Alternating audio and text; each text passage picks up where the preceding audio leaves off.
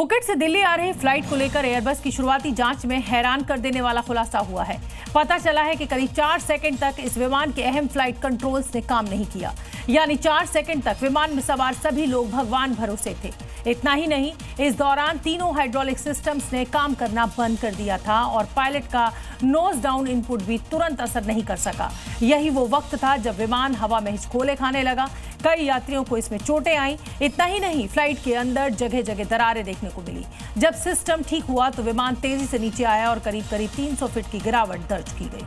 Airbus की ये जांच रिपोर्ट इसलिए भी अहम है क्योंकि एयरबस ने इस विमान को बनाया था और इस रिपोर्ट के साथ एक जांच AAIB की भी जांच चल रही थी।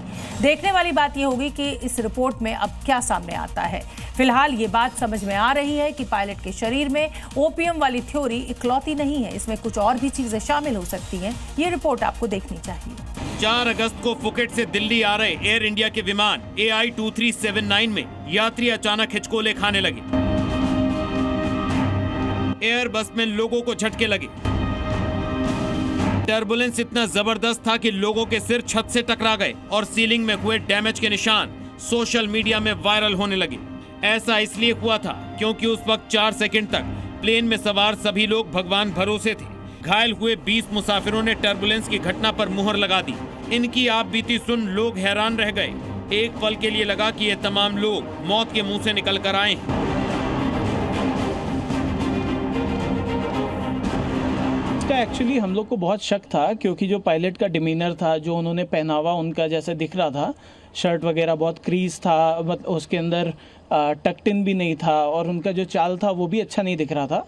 और जिस तरीके से वो बात कर रहे थे एक्सीडेंट के बाद या टर्बुलेंस के बाद, तो वो पूरा लग रहा था कि वो नशे में है। आनन फानन में जांच बिठाई गई। एक जांच एयरक्राफ्ट एक्सीडेंट इन्वेस्टिगेशन ब्यूरो की ओर से शुरू की गई तो दूसरी जांच एयरबस कंपनी को दी गई।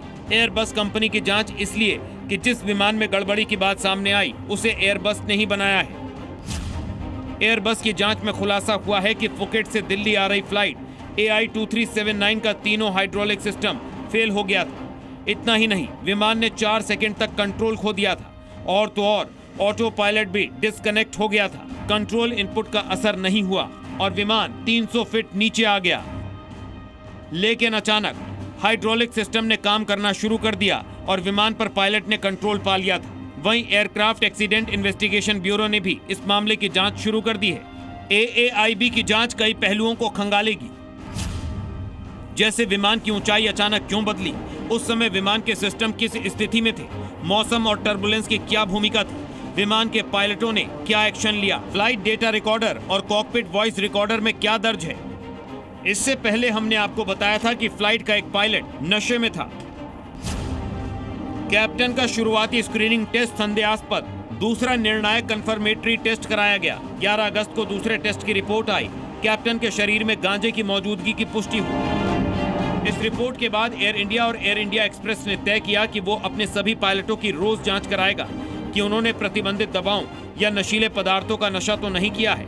लेकिन एयरबस की रिपोर्ट ने गांजे वाली स्टोरी में बड़ा ट्विस्ट ला दिया है। सवाल उन लोगों की सुरक्षा का है जो विमान यात्रा करते हैं, जो ये सोचते हैं कि विमान यात्रा सिर्फ महंगा नहीं, सुरक्षित भी है।